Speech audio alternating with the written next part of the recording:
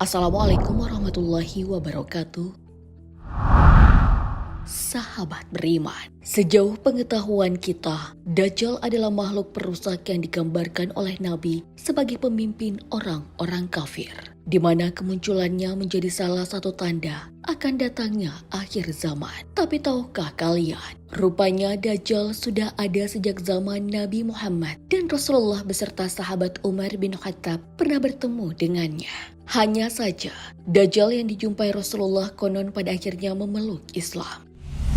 Benarkah Dajjal sudah muncul sejak zaman Rasulullah? Lantas seperti apakah sosoknya? Tonton dan simak video ini hingga akhir agar tidak sesat.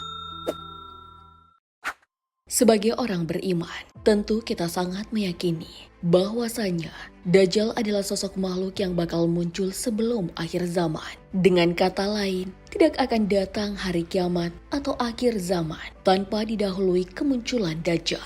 Di dalam hadisnya, Rasulullah menyebutkan Dajjal adalah satu dari 10 tanda besar datangnya hari kiamat tersebut. Dari Hudzaifah bin Asid al-Ghifari berkata, Rasulullah Shallallahu Alaihi Wasallam menghampiri kami saat kami tengah membicarakan sesuatu. Beliau bertanya, apa yang kalian bicarakan? Kami menjawab, kami membicarakan kiamat. Lalu beliau bersabda, kiamat tidaklah terjadi sehingga kalian melihat 10 tanda-tanda sebelumnya. Rasulullah menyebut, kabut, Dajjal, binatang, terbitnya matahari dari barat, turunnya Isa bin Maryam, Ya'juj dan Ma'juj, 3 gerhana, gerhana di timur, gerhana di barat, dan gerhana di Jazirah Arab. Dan yang terakhir adalah api muncul dari Yaman, menggiring manusia menuju tempat perkumpulan mereka. Hadis riwayat Muslim.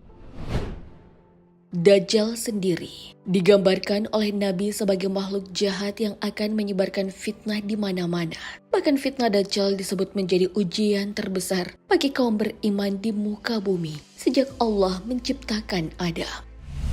Dari Abu Umamah radhiyallahu anhu, Nabi Shallallahu Alaihi Wasallam bersabda, tidak ada ujian di muka bumi sejak Allah ciptakan Adam yang lebih besar melebihi fitnah Dajjal. Dan sungguh, setiap Allah mengutus seorang Nabi, pasti dia akan mengingatkan umatnya dari bahaya Dajjal. Hadis riwayat Ibnu Majah.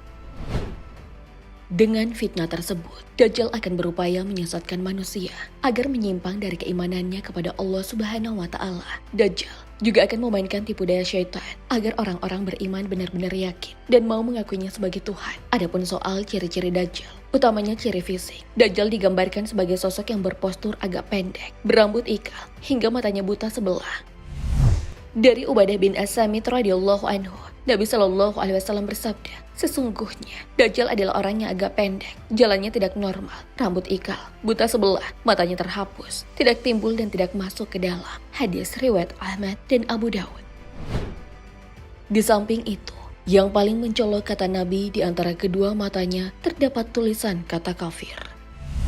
Dari Anas bin Malik radhiyallahu anhu, Nabi Shallallahu Alaihi Wasallam bersabda, ketahuilah, Dajjal itu buta sebelah, dan Tuhan kalian tidak buta sebelah, dan di antara dua matanya tertulis kafir.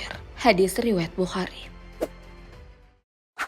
Meskipun banyak orang meyakini bahwa Dajjal yang digambarkan oleh Nabi Muhammad belum muncul sampai saat ini, namun di dalam sebuah kisah, Rasulullah bersama Umar bin Khattab pernah dikejutkan dengan munculnya seorang anak yang dicurigai adalah Dajjal. Anak itu bernama Safi ibnu Sayyad, seorang anak yang dibesarkan dari keluarga Yahudi. Dalam ceritanya, Safi ibnu Sayyad sangat membenci Rasulullah. Dia punya kemampuan tertentu, yakni dapat memberitahu apa yang sedang orang pikirkan. Banyak orang yang menganggap bahwa dia adalah Dajjal. Rasulullah yang mendengar cerita tentang ini, akhirnya suatu hari pergi mencari tahu apakah anak itu benar Dajjal atau bukan. Beliau lantas pergi bersama Umar bin Khattab dan menuju ke sebuah desa tempat di mana Safi ibnu Sayyad berada.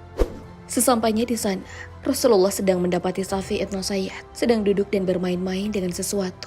Sambil bermain, Safi juga terlihat sedang mengucapkan sesuatu. Rasulullah kemudian mencoba mendekati Safi secara sembunyi-sembunyi agar bisa mendengarkan apa yang dikatakan olehnya. Ketika Rasulullah mendekati Safi dengan sangat dekat dan sudah bisa mendengar perkataannya, tiba-tiba ibunya melihat Rasulullah. Ia lalu berkata, wahai Safi, di sana ada Muhammad. Safi sontak mendengarnya dan berhenti berbicara. Ia menjadi sangat marah. Rasulullah Shallallahu Alaihi Wasallam berkata, andai saja ibunya tidak melihatku, aku bisa mendengar sedikit lagi dan aku akan tahu dia Dajjal atau bukan. Karena orang-orang berkata bahwa anak itu adalah Dajjal, bahwa dia akan muncul dari sana dan dia akan menjadi Dajjal. Rasulullah Shallallahu Alaihi Wasallam lalu mendatangi Safi dan berkata, aku menyembunyikan sesuatu dalam pikiranku, di dalam dadaku. Aku ingin agar kau mencoba menebak apakah itu. Safi pun lantas melihat, sedikit mengergitkan dahi dan berkata, aduk, aduk, aku hanya bisa mendapatkan aduk, aduk.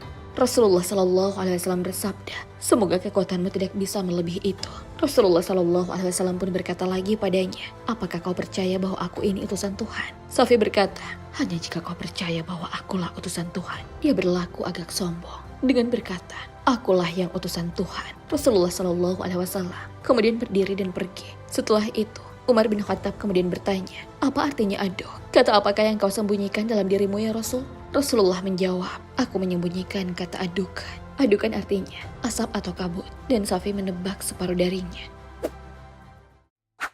Setelah tumbuh besar, Safi ibn Sayyad tinggal di Madinah. Ia pada akhirnya masuk Islam dan menikah. Dikatakan bahwa dia punya sekitar 10 anak. Cuman para sahabat selalu menghindarinya karena merasa tidak nyaman ketika berada di dekat Safi.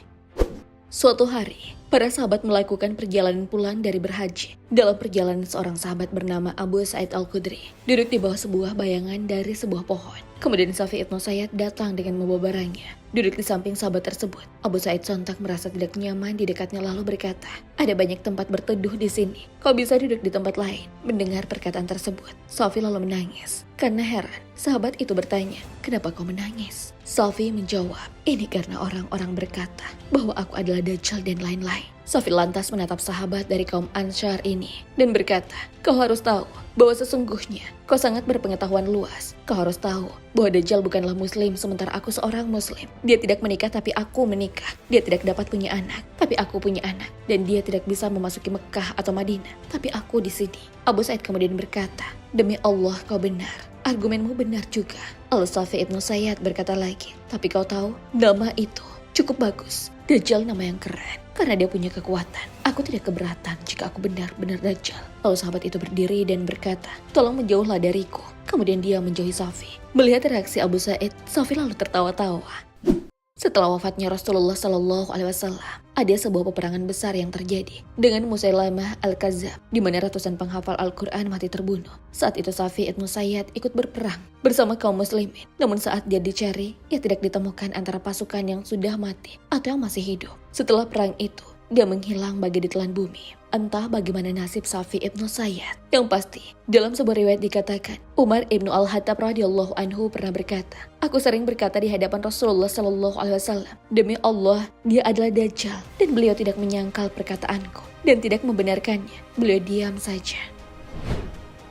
Terlepas dari benar atau tidaknya, Safi ibn Sayyad adalah Dajjal. Cikal bakal Dajjal atau bukan, sebagai orang beriman sudah selayaknya kita senantiasa memohon perlindungan kepada Allah Subhanahu wa Ta'ala sejak dini agar dijauhkan dari fitnah dan segala keburukan Dajjal. Sembari selalu waspada, sebab yang dikhawatirkan Rasulullah bukan cuma Dajjal yang saat itu, melainkan banyak Dajjal yang mungkin sudah ada sekitar kita saat ini. Dari Abu Hurairah, Rasulullah Shallallahu Alaihi Wasallam bersabda, hari kiamat tidak akan datang sampai muncul banyak Dajjal sang pembohong. Jumlahnya sekitar 30 orang. Dan semuanya mengaku sebagai utusan Allah. Hadis riwayat Bukhari dan Muslim. Sahabat beriman, adakah di antara kalian yang merasa jika tanda-tanda kemunculan Dajjal sudah semakin dekat? Semoga Allah senantiasa melindungi kita dari segala keburukan akhir zaman. Allahu a'lam bishawab. Wassalamualaikum warahmatullahi wabarakatuh.